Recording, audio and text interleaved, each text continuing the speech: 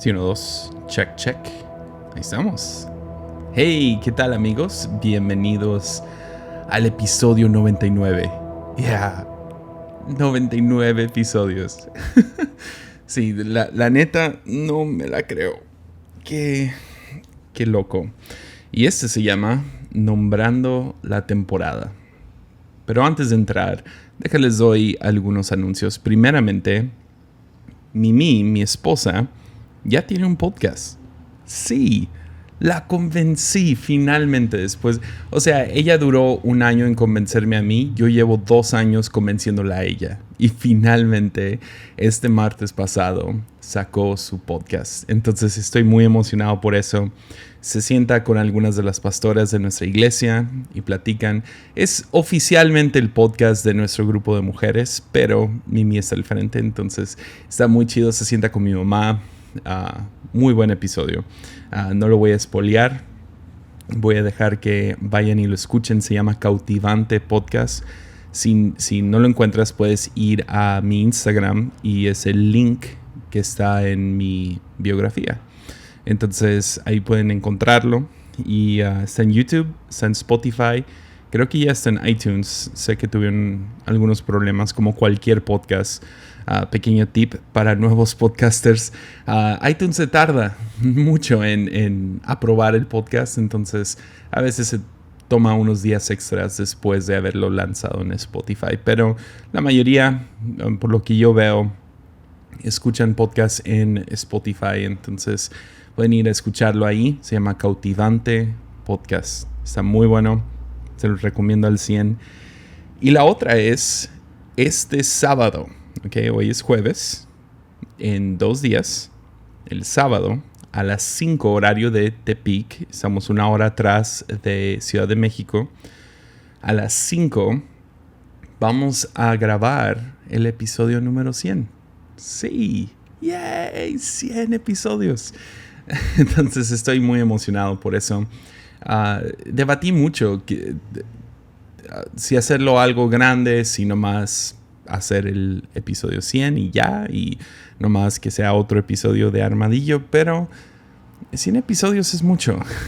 Entonces quería celebrarlo y quiero celebrarlo con mi persona favorita sobre la faz de la tierra, mi esposa, Mimix. Va a estar conmigo y la dinámica va a ser, yo le voy a hacer 5 preguntas y ella me va a hacer a mí 5 preguntas y vamos a ver hacia dónde va esta cosa. Vamos a grabarlo en Zoom.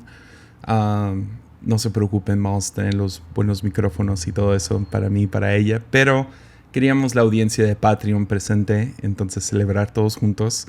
Entonces vamos a llegar a el sábado. Va a estar disponible el link en Patreon para todos los que apoyan desde $1 al mes.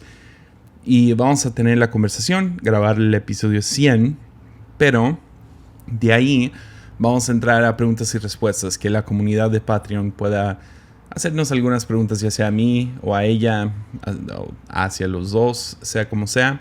Y vamos a darle unos minutos más. Eso va a ser un episodio exclusivo en Patreon para todos los que apoyan a partir de $5. Entonces va a ser muy chido. Estoy muy emocionado. Si a ti te interesa, puedes ir a patreon.com/Jesiah Hansen. Como me han escuchado decirlo muchas veces antes, entonces eso va a estar disponible. Ya, estoy nervioso, estoy emocionado. Y otra vez, no puedo creer que llegamos a 100 episodios. Entonces, originalmente ese fue mi compromiso, pero me gusta mucho hacer podcast. Al principio dije, pues le damos, mi compromiso va a ser 100 episodios, un compromiso pequeño. Yo pensé que iba a tomar un poco más de lo que ha tomado, pero sí, estoy muy emocionado por eso. Entonces, si quieres celebrar junto con nosotros, ser parte de, te invito a que te suscribas en Patreon desde $1 al mes, son 20 pesos. No es la gran cosa. Y la razón que lo hacemos así, no está abierto, es por los hackers. No sé si te ha tocado uno de estos Zoom de hackers. Entonces, donde hackean y ponen como que Dios está aquí, ese meme. O ponen cosas mucho más vulgares que, gloria a Dios, no me ha tocado. Nomás me ha tocado algunos trolls cristianos que usan ese meme. Entonces, lo queremos mantener un poco más prudente a una comunidad. Y como los de Patreon están apoyando al mes, obvio les voy a dar a ellos preferencia. Entonces, si te interesa, puedes ir a apoyar este podcast en patreon.com/Jesiah Hansen. Y sí, y si apoyas desde $5, tienes acceso a otro contenido exclusivo ahí. Hemos hablado de cosas chidas como el gobierno y política. Hemos hablado acerca de el rapto. Hay algunos episodios ahí que me gustan mucho. Y luego también tienes acceso preferencial. Entonces, si estoy desarrollando una serie, no los grabo todos el mismo día. Entonces voy grabando ciertos episodios. Ahí están, también hay noticias. Entonces, como por ejemplo, pronto vamos a regresar con Sabiduría Duele. Entonces estoy emocionado acerca de eso. Pero ya me tardé mucho en comenzar este podcast. Se nota que estoy emocionado. Entonces déjame acomodar aquí las notas. Y comenzamos con el episodio número 99, llamado Nombrando la temporada. Venga. Entonces, ¿cómo comienzo este episodio? Creo que voy a comenzarlo diciendo la cosa más obvia del mundo, que es que el año 2020 ha sido un año difícil. Ha sido un año, a lo mejor, el peor año para el mundo en mucho tiempo. O sea, creo que no estoy exagerando con eso. O sea, tienes la pandemia, pero cada mes hay como que un tema. El mes de agosto parece ser el tema de las explosiones. Vi un artículo que salió no nomás con la explosión que sucedió en Beirut, pero ha habido como 12 explosiones fuertes en el mundo este mes, o incendios grandes. Entonces, es una locura como... No sé si es los medios manteniendo las cosas calientes. Entonces, lo de Beirut creo que fue... muy... quien sea que vio esos videos se quedó en shock, ¿no? Y creo que las noticias a lo mejor exageran y a lo mejor todo el tiempo hay explosiones, pero ha habido, o sea, cuando hay una explosión así, pues quieren mostrar más para mantenerte dándole clic o viendo las noticias. No sé exactamente cómo funciona, pero parece que cada mes ha habido como que un tema, y ha sido un tema fuerte, algo muy complicado que ha sucedido. Y sí, apenas vamos en agosto. O sea, todavía nos quedan varios meses más. Las elecciones de Estados Unidos va a ser muy intenso. Entonces, sí, estamos viendo, o sea, cosas difíciles cada mes. Y luego, aparte de eso, o sea, tienes la pandemia, tienes estas cosas que están sucediendo a nivel global. Luego tienes las cosas personales, ¿no? Que creo que todos hemos pasado por algo complicado, aparte de la pandemia, que ha sido algo personal y ha sido difícil. Entonces ha sido una temporada difícil. Ha sido un tiempo complicado. Y es muy fácil en años como este, o en temporadas como este, estar mirando el pasado con mucho romanticismo, ¿no? Es lo que hacemos. O sea, ¿te acuerdas de aquellos viejos tiempos en enero? Cuando podíamos ir a la iglesia y podíamos ir a un restaurante sin 10,000 diferentes cosas que tienes que hacer. ¿Te acuerdas cuando podíamos viajar a donde sea? Y aquellos hace 6 meses. Y luego al mismo tiempo, o sea, romantizas el pasado y dices, nomás quiero regresar a lo normal. O estás mirando el futuro con cierto, no sé, no sé, fantasear acerca del futuro. Cuando volvamos, ¿verdad? Y nosotros en el mundo de la iglesia, creo que todos los pastores hemos dicho esto de alguna manera u otra, y lo creo, que vamos a regresar y va a ser mejor que nunca. Yo creo esa palabra de Ageo, que después de que tiemblen todas las naciones, la gloria del templo será mayor, su futura gloria será mayor que su pasada gloria. Entonces me he estado aferrando a esa palabra en Ageo 2. Ahí lo pueden checar. Ahí lean el capítulo completo. Está muy bueno. Y sí, así funciona Dios. Entonces, pero, o sea, de que siempre hay algo mejor adelante.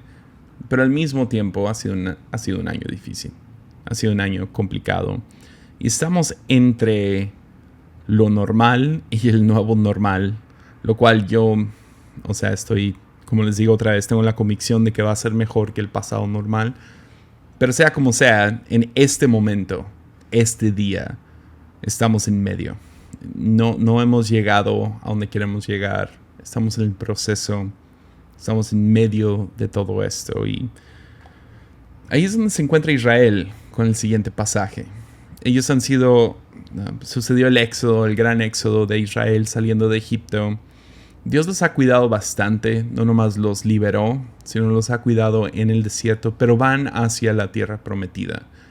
Y en el proceso hay muchas cosas, hay tantas predicaciones, pensamientos, cosas que podría sacar de aquí. Hay historia tras historia, pero hay una que me ha estado trayendo mucha convicción. Y se encuentra en Éxodo 17. Dios ya se ha mostrado muy fiel hasta ahorita. Pero llegan a un punto donde ya van a ver por qué tienen miedo. Y, no están hacia donde van, pero ya no están donde estaban, están en el desierto. No sé, yo me identifico bastante. Y en Éxodo 17, comenzado en el versículo 1, nos dice esto. Por orden del Señor, toda la comunidad de Israel partió del desierto de Sin y anduvo de un lugar a otro. Finalmente acamparon en Refidim, pero ahí no había agua para que el pueblo bebiera. Así que el pueblo volvió a quejarse contra Moisés. «Danos agua para beber», reclamaron. «Cállense». Tienes que amar el liderazgo de Moisés.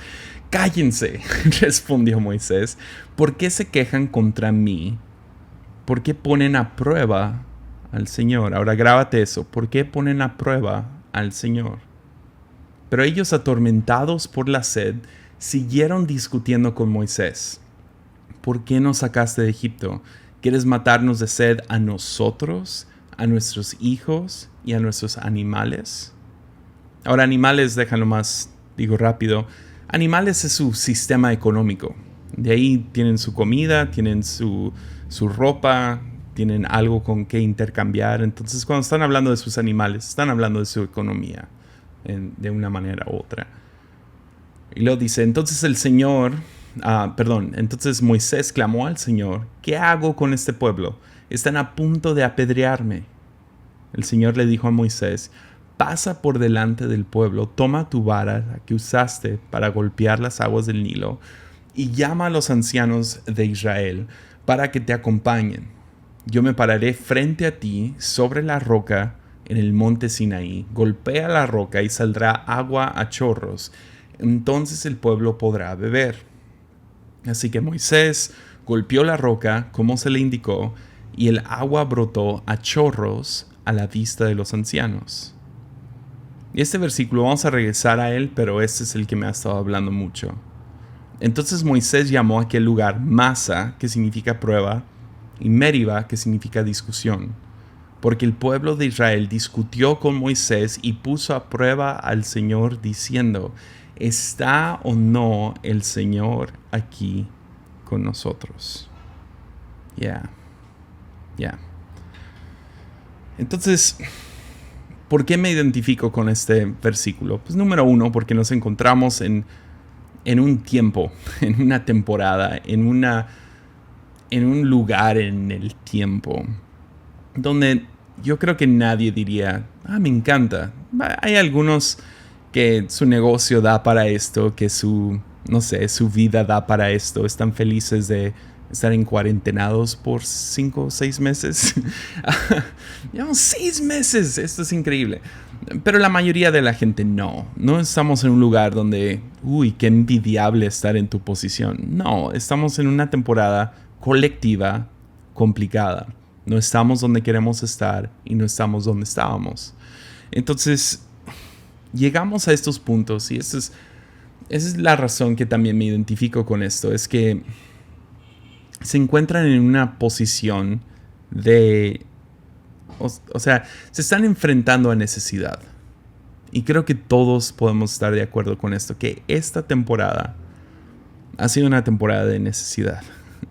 Sea algo tan básico como finanzas o salud, o sea, en otras cosas como oportunidad o creatividad, te has sentido seco en posibilidades, en potencial, en poder ver a tu familia, el tener liderazgo, te sientes seco de la iglesia, o sea, no sientes que tienes esa iglesia o tienes esa comunidad o familia, o a lo mejor estás hasta solo, te atoraste en medio de esta pandemia.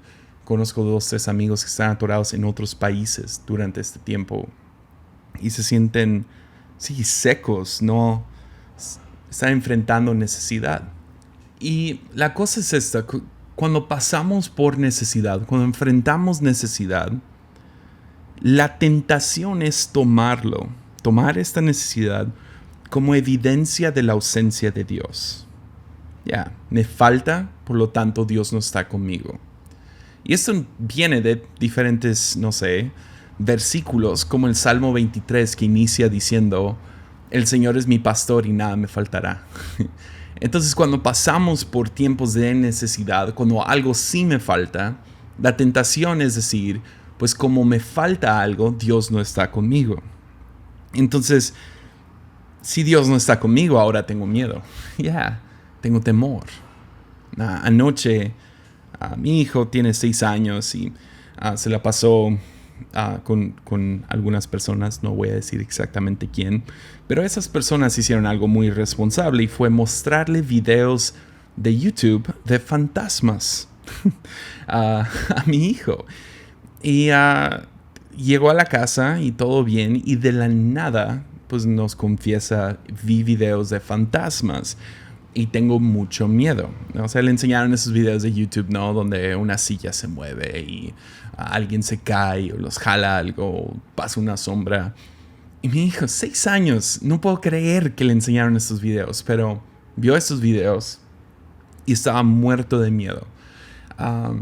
Y anoche me la pasé, o sea, tomó un ratote dormirlo, que se sintiera bien, pero lo que lo hizo sentir bien fue que yo durmiera con él.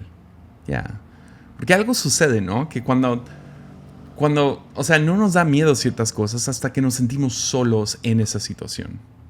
Mi hijo tenía mucho miedo de los fantasmas, de esta onda que viene sobre ti cuando ves estas cosas.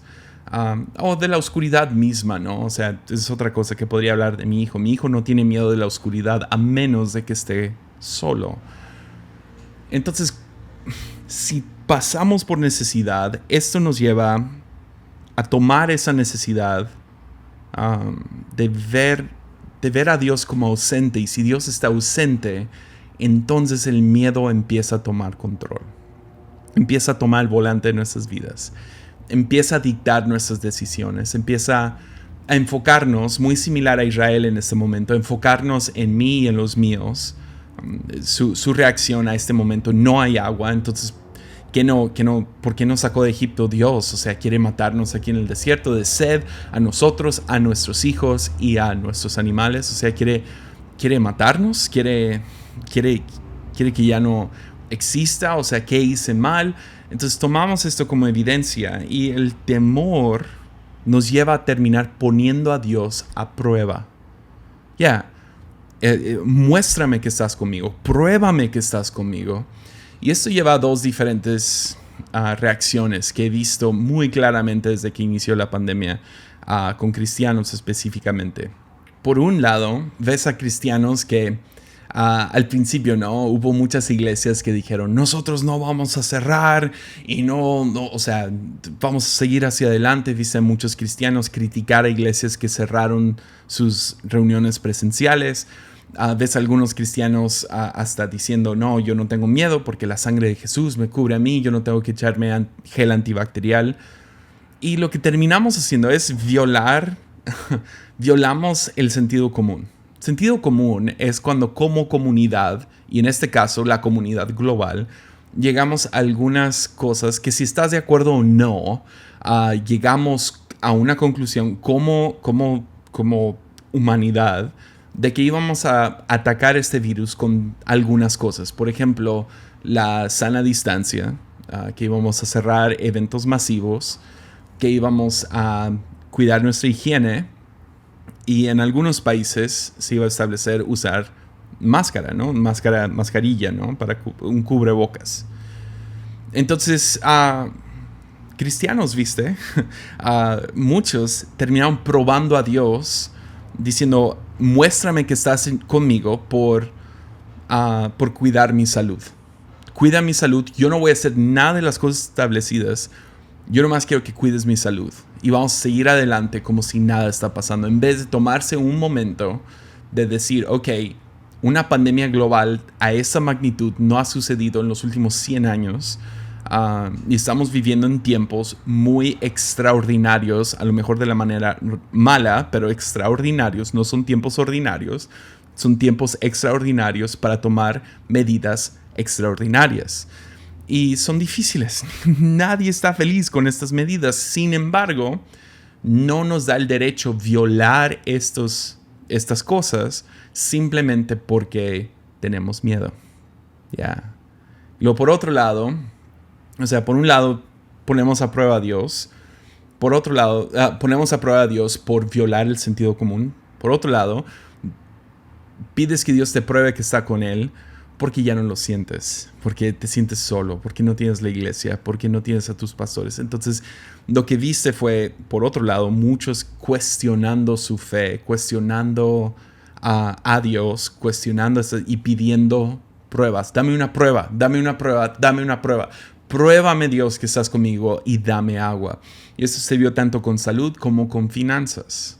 Algunos se fueron a otro extremo con finanzas de que, no, pues no voy a cuidar mi dinero, voy a seguir gastando como gasto y Dios me va a dar el trabajo, Dios me va a dar la entrada de dinero y tampoco es cierto. Yeah.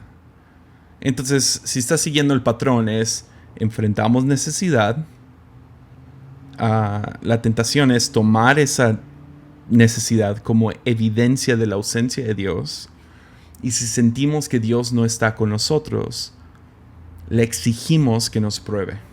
Pruébanos que estás con nosotros. A diferencia a vivir en fe. ¿Ves? Hacer que Dios pruebe que está contigo no es fe. De hecho, hay algo muy satánico detrás de eso. Y la razón que uso la palabra satánico es porque lo vemos en una de las 3 tentaciones de Jesús. Satanás lleva a Jesús a la cima de una torre y le dice, brinca. Y verás que los ángeles te van a atrapar, ¿no? Y hasta le cita un versículo, es la única vez que vemos el diablo citar la Biblia, pero hasta cita un versículo para tentar a Jesús a asaltar, que él pruebe que Dios está con él, que los ángeles lo van a atrapar, que todo va a estar bien. Sin embargo, Jesús ve que esta petición es errónea y le dice, no probarás al Señor tu Dios. Entonces, vemos dentro de este temor que nace de la necesidad, lo tomamos como evidencia de su ausencia. Entonces tomamos pasos, caminamos sobre el agua no en fe, sino en temor. Tomamos pasos, saltamos de edificios, no en fe, sino en temor. Exigimos que Dios obre, no en fe, sino en temor. Y todo esto viene desde un espíritu bastante satánico detrás, una intención satánica. Terminamos violando el sentido común en el nombre de la protección de Dios. Pero esa es la realidad. Si estás tomando notas, te voy a animar a que anotes esto. El temor no debe ser una opción bienvenida para el creyente. ¿Vamos a sentir miedo? ¡Claro! Obvio, gloria a Dios que tenemos miedo. Miedo es parte de lo que te ha mantenido vivo. Miedo es lo que entra o sea, no sé si tienes hijos, sabes la etapa suicida de un hijo, ¿no? Cuando tienen 2, 3 años, cuando aprenden a caminar y todavía no tantean nada y nomás están brincando de cosas, están corriendo, están metiendo tenedores a enchufes y tienes que estar detrás de ellos como padre. Es a lo mejor la etapa más cansada, porque sí, cuando no duermen y todo eso es cansado, pero de todos modos, pues tienes control sobre el hijo. Pero cuando empiezan a caminar, ya no hay control. Entonces tienes que estar con ellos y tienes que estarlos cuidando. O si no, van a entrar a mucho peligro. Pero y luego poco a poco van tanteando, se pegan en la cabeza 2, 3 veces, se lastiman una mano, no sé, sucede algo que ya provoca el miedo y eso los mantiene vivos. Gloria a Dios por el miedo. Yo tengo una cicatriz arriba del ojo porque a esa edad salí corriendo, me caí sobre el filo de una escalera y me corté mi ceja en 2, me lo partí en 2. Mi tía le dijo a mi mamá, no necesita puntadas, pero entonces ahora tengo una cicatriz de John Cena. Pero lo que termina sucediendo es que desarrollas miedo, y miedo no es algo necesariamente malo, nos mantiene fuera del peligro. Sin embargo, como me han escuchado hablar de esto antes, el peligro se vuelve cuando el miedo toma control. Es cuando decimos, miedo, ministrame, miedo, llévame de la mano, miedo, toma el control de mi vida, toma el volante. Y miedo nunca debe de ser, el temor nunca debe de ser una opción bienvenida para el creyente. Porque ves, la Biblia sí habla acerca de tiempos de dificultad, habla de tiempos de necesidad, habla de tiempos de escasez. Y que eso no significa que Dios no está con nosotros. Toma el mismo Salmo 23. Inicia diciendo, el Señor es mi pastor y nada me faltará. Sin embargo, 3 versículos abajo te vas al versículo 4 y dice, aunque pase por el valle de la sombra de muerte, no temeré porque vas conmigo. O el Salmo 46 que dice que Dios es nuestra ayuda presente. O los otros miles de versículos que podría sacar para probarte que Dios, aunque no lo sientas, aunque pases por necesidad, aunque pases por oscuridad, Dios sigue presente. A lo mejor pasamos por temporadas donde no se siente tan presente. Sin embargo, eso no significa que no está. Yo entiendo que es contraintuitivo. O sea, pensamos, si paso por necesidad, entonces significa que Dios no está. Sin embargo, aún en tiempos difíciles, Dios está presente. Entonces, en tiempos difíciles, nuestro llamado no es ceder al temor y provocar que Dios pruebe que está con nosotros, sino nuestro llamado en tiempos difíciles es buscar la paz y prosperidad de otros. ¿Ves? El temor te lleva a enfocarte en ti. ¿No le importa a Dios? ¿Nos quiere matar de sed a mí y a los míos? Pero la fe te lleva a ¿qué puedo hacer por mi prójimo? ¿Qué puedo hacer por otro? ¿Ves? La fe y el temor, aunque son polos opuestos, se pueden confundir porque en teoría tú puedes tener fe en el temor. Entonces muchos ejercitan su fe, que el mejor sinónimo de fe que encuentro no es certeza, es confianza. Podemos confiar en el temor mismo, en la voz de temor. Y a veces les digo, a veces eso, si ves un tigre y sientes temor, escucha el temor, sal de ahí corriendo. Sin embargo, en momentos como este, todos queremos formar nuestras vidas a base del temor. Tomamos decisiones a base del temor. Pero como creyentes somos invitados a vivir en fe. ¿Y luego fe en qué? Pues que Dios está con nosotros. Y si Dios está con nosotros, entonces ahora tú y yo podemos ser instrumentos de paz, prosperidad y bienestar de otros. Ese es el chiste. Buscamos el bien de otros. La escasez y el temor nos lleva a enfocarnos en nosotros, pero la fe y el amor nos lleva a enfocarnos en otros. Esta fue la razón que nosotros cerramos la iglesia. Déjalo digo bien. Cerramos reuniones presenciales. ¿Por qué? Por amor a nuestra comunidad. ¿Recibimos un golpe duro? Sí. No hemos visto a gente de nuestra iglesia en 5 meses. Solo vemos numeritos ahí en Facebook. O sea, no es divertido, no es algo que nos gusta hacer. Y te prometo que cada semana tenemos la misma conversación. Sentimos que nuestra iglesia se está muriendo. pero es temor. El temor nos puede llevar a reabrir la iglesia cuando a lo mejor todavía no es el momento. Cerramos por amor a nuestra ciudad. Vimos, el sentido común. Y no nomás, no nomás de nuestra ciudad, sino del mundo. Está diciendo, porque estamos en medio de tiempos extraordinarios, tenemos que tomar medidas extraordinarias. Dijimos, nos unimos. Nos unimos a lo que digan los expertos. Sea que estamos de acuerdo o no, sea que estamos viendo las noticias o estamos viendo videos en Facebook. Vamos a amar a nuestra ciudad, por lo tanto no podemos tener reuniones presenciales por amor a nuestra comunidad. ¿Estás conmigo? No fue por temor al virus, no fue por temor al gobierno. No, hombre, yo estoy dispuesto a romper las reglas del gobierno si significa que voy a someterme a las reglas de Dios. Yo no tengo ningún problema con eso. Ustedes saben que soy todo un rebelde, entonces con ganas lo hago. Sin embargo, por amor a nuestra comunidad, cerramos nuestras reuniones presenciales y esto hizo que otros temores salieran. ¿Cómo vamos a estar en finanzas? Porque ves, las luces no se pagan solas. Tenemos que invertir un poco en cámaras en un tiempo donde no están entrando las ofrendas y diezmos.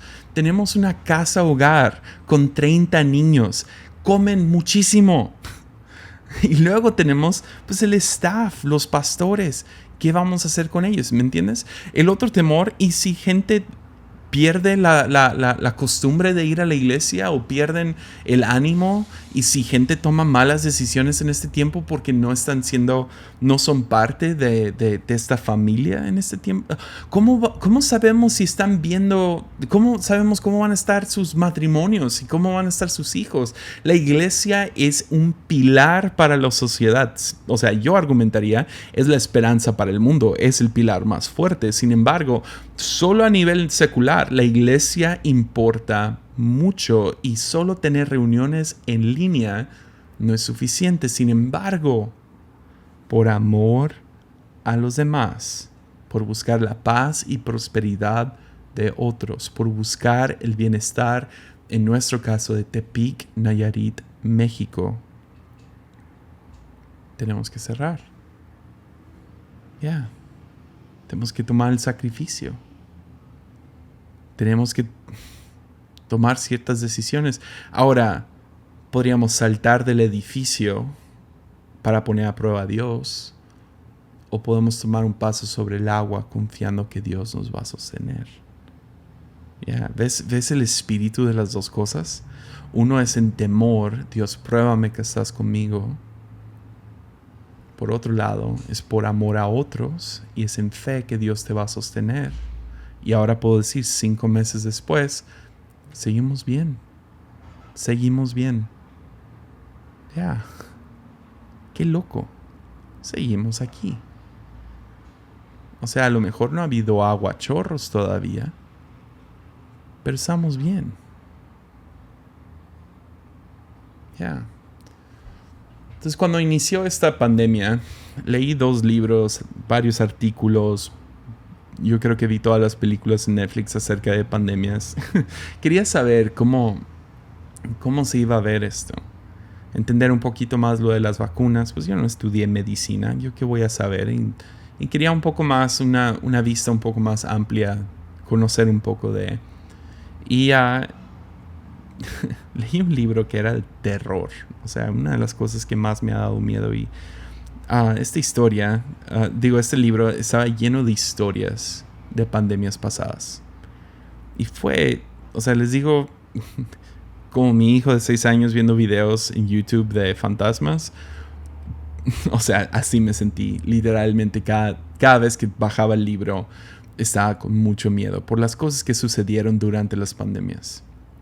Un ejemplo, fue un libro muy oscuro, pero un ejemplo sería como la plaga negra en 1300 y feria, donde la autora hablaba acerca de cómo pues empezaron a implementar la sana distancia, ¿no? El distanciamiento social, como lo quieras decir, pero se evitaban, ¿no?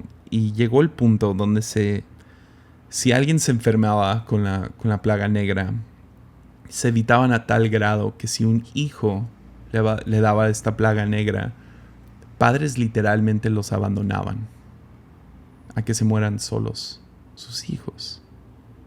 Imagínate tener tanto temor y que este temor te llevara a ser tan egocéntrico que no puedes estar ahí por los últimos momentos de la vida de tu propio hijo porque le tienes miedo a un virus. O sea, entiendo el miedo, pero que el miedo te llevara a tomar acciones así, abandonar a tu propio hijo o hija.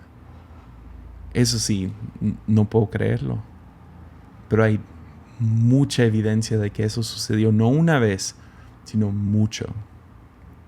Luego, esa misma plaga, pero cambió de nombre 300 años después. La plaga negra después se nombró la plaga bubónica. Y les digo, nomás leí un libro, o sea, no soy un experto de historia ni de medicina, entonces no me citen. Pero se me hizo muy fascinante qué tan feo fue esto. O sea, en la plaga bubónica fue en 1600 y feria, y vemos que la autora hablaba acerca de cómo ciudades literal se desintegraban. Por ejemplo, aquí en Tepic todavía ha funcionado la ciudad. Sí, muchas cosas cerraron. Ya poco a poco estamos viendo algunas cosas reabrirse, pero ahorita llego ahí. Pero se cerró mucho, pero seguían recogiendo la basura, seguía habiendo agua, por lo menos lo normal de siempre. Obvio, hay colonias que no hay agua, pero había agua, había electricidad, las cosas básicas, ¿no? O sea, estaban hablando de trabajos esenciales. Pues estos trabajos esenciales se dejaron de hacer y literal ciudades se colapsaron, se desintegraron, gente nomás salía huyendo de las ciudades.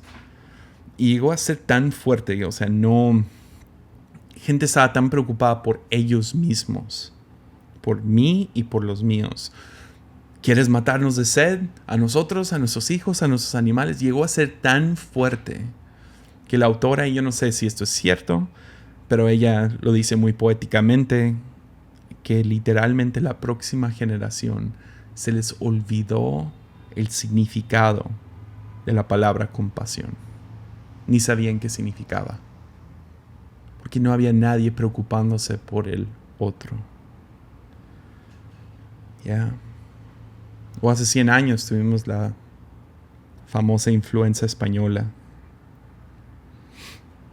Y pegó muy fuerte en Estados Unidos la influenza española, porque estaba ahí conectado con la Primera Guerra Mundial y varias cosas así, y ya había como que ciertos viajes internacionales, entonces se propagó muy rápido, no tan rápido como el coronavirus, pero sí se dio rápido. El problema es que era muy mortal, específicamente en hombres de como 20 a 30 años. Por alguna razón que todavía no entienden, le pegó más fuerte a ellos y murieron en el periodo de un año 600,000 personas en Estados Unidos, no más. O sea, piensa en eso. 600,000 personas en un tiempo donde la mayoría no viajan en aviones. O sea, no hay mucha conexión entre ciudades. Y llegó a ser tan fuerte que hospitales empezaron a rogar por voluntarios. Voluntarios que hicieran lo que sea, que cambiaran las sábanas, que limpiaran el hospital, que le dieran de comer a los enfermos, lo que sea. Nomás necesitamos manos y pies. Gente que venga y dé de su tiempo y se arriesgue a servir a otros. Literalmente estas peticiones cayeron sobre oídos sordos y nadie llegó. Nadie. Porque el miedo te puede llevar a hacer cosas a vivir una vida tan egocéntrica. Pero en medio de este libro, otra cosa que pasó con esta influenza española es que no había ni voluntarios entre vecinos. Entonces, si una familia se infectaba de este virus, muchos terminaban muriéndose de hambre y no por la influenza. porque todos se contagiaban y no podían salir y ningún vecino les traía algo de comer o agua o lo que sea. Entonces muchos terminaban muriendo de hambre porque no había nadie que los ayudara. Ya imagínate. Por eso cuando la gente dice, es el fin del mundo, no. No está tan grave. O sea, todavía tienes Netflix. O sea, es fuerte, es feo. Yo no quiero vivir a través de esto, pero no es el fin del mundo. Pero en medio de este libro, un libro muy oscuro, muy triste, había un pequeño vistazo de luz. Y esta historia, no sé, me va a acosar el resto de mi vida. Y me ha retado mucho en tiempos de coronavirus. Pero hubo un brote de influenza amarilla en 1878 en una ciudad que quedaba cerca del río Mississippi en Estados Unidos. Y no entendían bien el virus, pensaban que se transmitía de humano a humano, no entendían que venía del zancudo o del mosquito. Entonces estaban o sea, solo sabían que esta cosa no se daba en lugares más áridos. Entonces se registró que de una ciudad grandecilla, 60-70% de la ciudad simplemente evacuó. 60-70% de la ciudad se fue. Todos los que podían se iban. Y se mudaron a otros lugares. Y la Iglesia Católica mandó a pedir a las monjas que vivían ahí en un centro. Les dijeron, vamos, sálganse de ahí. O sea, las sacamos, las movemos a otro centro, lo que sea. Y esas 38 monjas se terminaron quedando. Se quedaron para cuidar a los enfermos. Cuando todos estaban huyendo, ellos se quedaron para cuidar a los que se quedaron. A los que no se podían ir, a los que se enfermaran. Y no eran necesariamente médicos ni enfermeras, eran monjas. Y lo único que hacían era aliviar el dolor de aquellos que estaban muriendo. Entonces iban y llevaban sus trapos mojados y para bajar la fiebre, o les daban alimento, les cambiaban las sábanas. Iban de casa en casa ayudando, iban al hospital. Y de las 38 monjas, las 38 terminaron muriendo del virus, de la fiebre amarilla. Y no sé por qué me impactó tanto. ¿Qué lleva a un ser humano no a dar su vida por la vida de alguien más, sino a dar su vida, a traer alivio a los últimos momentos de vida de alguien más? ¿Qué lleva a un ser humano a vivir así? A entregarse así. A simplemente aliviar el dolor de alguien más. No solucionaron, no sanaron a nadie. Simplemente estaban presentes. Dando lo que tenían. Lo que tenían no era necesariamente suficiente porque no sanaron a nadie. Sin embargo, estaban presentes. Y al final terminaron dando sus vidas simplemente para traer alivio. Es increíble. No sé por qué me impacta tanto esta historia de esas mujeres que vivieron para traer paz y el bienestar de otros. ¿Qué lleva a un ser humano a hacer esto? Y no sé por qué, y ni sé ni cómo conectar esto, pero me ha hecho pensar en Juan 4 y la mujer samaritana que se encuentra con Jesús en un pozo de agua. Y Jesús le pide agua, le dice, ¿me das agua? Y ella se pregunta, ¿por qué me pides agua a mí? Y Jesús le contesta, si supieras quién soy, me pedirías agua a mí, porque del agua que yo doy jamás tendrás sed otra vez. Porque el que toma de mi agua tendrá vida eterna, y ríos de agua viva fluirán a través de ellos. Me pregunto si estas 38 monjas se encontraron con esta agua, con este amor, y pudieron vivir un estilo de vida no egocéntrico y miedoso, sino una vida llena de amor que busca la paz y prosperidad y el beneficio y el bienestar de otros. Yeah. Entonces, yo sé que estamos viviendo en los tiempos de coronavirus y hay necesidad y hay temor. Lo hay. Lo puedes oler en el aire, lo puedes ver en los ojos de quien veas. Pero ¿cómo vamos a reaccionar en este tiempo? ¿Vamos a reaccionar en amor o en temor? ¿Exigiéndole al cielo, levantando un puño, poniendo a prueba a Dios? ¿O vamos a buscar el beneficio de otros, el bienestar de otros? Y no nomás para mí, los míos, sino los otros. ¿Quién está sufriendo que puedes traer un poco de alivio? A lo mejor no tienes la habilidad de solucionar el problema de nadie. A lo mejor puedes ponerles un trapo mojado para aliviar su fiebre. O darles un poquito extra la próxima vez que estés parado en un semáforo. A lo mejor puedes comprar un poco extra en la próxima despensa para poder dar a otros. Ya. Porque ves, esta es la realidad. Estamos viviendo una temporada. Un día de esto se va a acabar. Sea que el virus ya se quedó con nosotros y nomás lo aceptamos y, ok, hay un virus que cuidar, pero no es el fin del mundo. Esta es una temporada y se va a acabar. En algún momento u otro se va a acabar esto.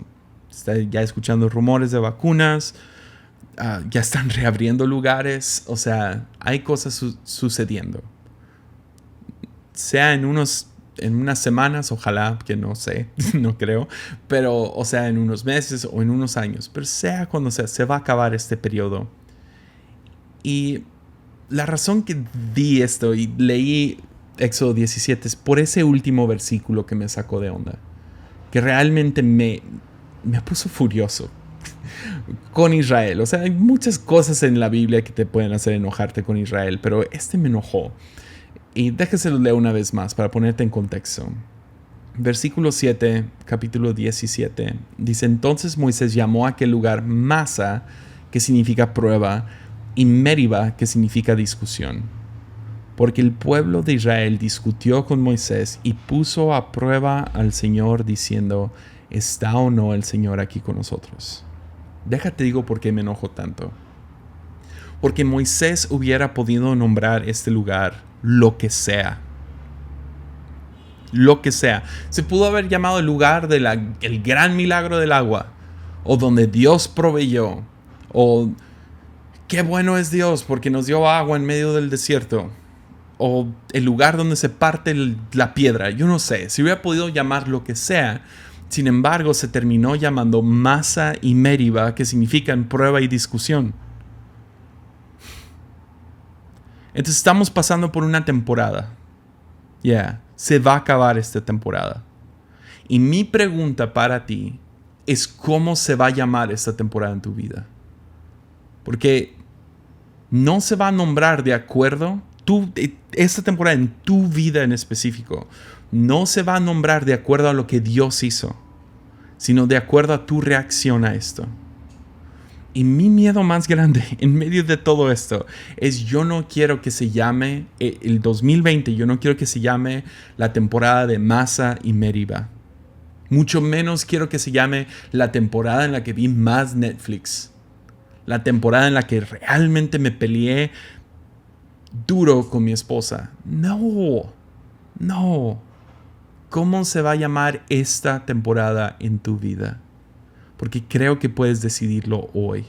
No creo que sea demasiado tarde. Yo sé que llevamos 6 meses ya de esto. Sin embargo, todavía no se acaba. Y creo que le puedes dar un último giro a esta última temporada. Porque se siente que se está acabando. Entonces todavía no hay... todavía no se ha nombrado. Es lo que quiero decir. Todavía hay chance de nombrar esta temporada. Entonces yo quiero retarte en esto. ¿Cómo lo vas a nombrar? Nombrando la temporada, ¿cómo la vas a nombrar? Porque se va a nombrar no de acuerdo a tu opinión, no de acuerdo a lo que Dios hizo, sino de acuerdo a cómo tú reaccionaste a la escasez de esta temporada, al temor de esta temporada. ¿Cómo lo vas a nombrar? Te digo, no me gusta ser el héroe en mis historias, usualmente soy el villano. Pero en esta ocasión, justo cuando comenzó, nuestro temor, mío y de mi esposa, si les soy honesto, no fue el temor al virus. Aparentemente no es muy fuerte para gente de nuestra edad. Sí, claro que hay preocupaciones, ¿no? O sea, no soy la persona más fit del mundo. pero no estamos tan preocupados por eso. O sea, yo sé que grabé todo un episodio de mis 5 temores contra la fe de Cash Luna y todo eso, pero el temor más grande que sentimos fue el económico. Porque estamos en el negocio de de los eventos masivos. O sea, yo viajo, tenemos una iglesia y si les soy honesto, nomás tengo 3 entradas de dinero. Y es viajo a eventos. 2, tenemos una iglesia y recibimos un salario de ahí. Y luego este podcast y Patreon. Entonces, al iniciar esto, 2 de las patas de la mesa se cayeron. 2 de las 3. De inmediato. De un día para el otro. Y pues nos entró mucho temor. ¿Cómo vamos a sobrevivir este tiempo? ¿Cómo vamos a vivir esta temporada? Y me acuerdo en los primeros días, la primera semana, no me acuerdo a dónde íbamos, pero iba mi hijo en el carro y él pidió un papalote. Porque lo estaban vendiendo en la calle. Y no era nada caro, eran, no sé, $3-4. Nada grave. Y me acuerdo mirándolo y diciéndolo, hijo, estamos en una pandemia y papi no está ganando mucho dinero, entonces no vamos a poder comprar ningún juguete por unas semanas. Era cuando todavía pensábamos 15 días para aplanar la curva, ¿te acuerdas? Y ya van 6 meses y no se ha aplanado nada. Pero volteo con mi hijo y le digo, no vamos a poder comprar nada. Y esa noche platicamos yo y mi esposa, porque vi la mirada en los ojos de mi hijo.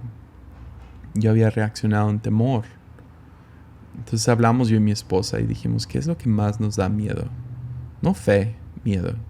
Dijimos, dinero. Y dijimos, ¿sabes qué? En fe y en amor sabemos que hay mucha gente que tiene miedo de finanzas. Y Dios les va a proveer de una manera u otra, porque Él siempre lo hace. Es la cosa que me frustra también de esta historia de Éxodo 17, es que Dios se ha mostrado fiel vez tras vez, y ahora se encuentran por un momento sin agua. ¿Y qué? ¿Dios nos llevó aquí para matarnos? God, o sea, Dios va a proveer, está presente, Dios va a cumplir de su parte, lo va a hacer. La iglesia va a sobrevivir, tú vas a sobrevivir, van a salir de esta. Entonces, si Dios va a proveer, oramos esa noche y dijimos, Dios, si tú le vas a proveer a gente, queremos, si se puede, danos el privilegio de poder ser parte de eso. Y esa fue nuestra oración.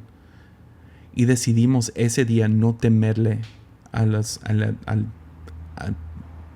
la falta de dinero, creyendo que Dios iba a proveer quincena tras quincena, mes tras mes. Y lo ha hecho. Es lo increíble, lo ha hecho. Pero aparte de nomás proveernos, Dios nos ha provisto más de lo que necesitábamos. Entonces, fuera de las cosas básicas que necesitamos, hemos podido dar. Y yo sé que, o sea, que tu mano izquierda no sepa lo que hace tu derecha. De todos modos, quise mantener así ¿cómo se dice? Un control de cuánto estábamos dando. No un control de que lo íbamos a controlar, sino nomás quería saber cuánto vamos a dar en el momento. Pensé, las primeras 2-3 semanas, estas 2-3 semanas de la pandemia. Y ha sido increíble. El número, lo tengo en mi celular, de cuánto hemos dado, no tiene sentido. No tiene sentido. Y te prometo que no me equivoqué. No puedo creer que hemos dado eso. Porque estamos bien. Nos ha ido, tenemos despensa. He subido de peso en la pandemia. Y aparte de eso, hemos podido ser generosos porque solo estamos usando tanto dinero y todo lo que llegue extra, vamos a darlo. La iglesia se comprometió a seguir pagando nuestro salario. Literalmente cada vez que nos lo dan, lo regresamos directo. Y aparte de eso, hemos podido dar a otras cosas, a otras causas, a otras personas. Ahorita en Patreon estoy apoyando creo que tengo 10 personas que estoy apoyando, que sé que lo necesitan en este tiempo. Pero ¿sabes qué decidimos yo y mi esposa? Y a lo mejor podemos hablar de esto en el episodio 100. Pero decidimos que no íbamos a dejar que esta temporada, y ni teníamos este versículo ni nada, nomás había una sospecha de que esto iba a ser una temporada. ¿Cómo la vamos a nombrar? Y decidimos, ¿sabes qué? Queremos que se nombre la temporada más generosa de nuestro matrimonio. Porque cuando menos teníamos, dimos más. Entonces esa es nuestra manera de ser como las 38 monjas. Porque pobreza es un tipo de muerte, ¿no? Y estamos dispuestos a ser pobres. Aunque suene fuerte esa palabra, pero estoy dispuesto a pasar por pobreza si significa que estamos buscando el beneficio de otros, el bienestar de otros. A lo mejor no les estamos cambiando la vida, a lo mejor es un pequeño alivio, pero lo vamos a seguir haciendo. Aunque sea como un trapo mojado sobre una fiebre, no va a sanar la fiebre, pero va a traer un poco de alivio. Por lo menos así se ve en nuestro contexto. Entonces yo te quiero animar a ti. ¿Cómo se va a llamar esta temporada de tu vida? Porque podemos reaccionar en temor, me enfoco en mí, en los míos, o funcionamos en amor, reaccionamos en amor, buscamos la paz y prosperidad de otros, el bienestar de otros, el alivio de otros.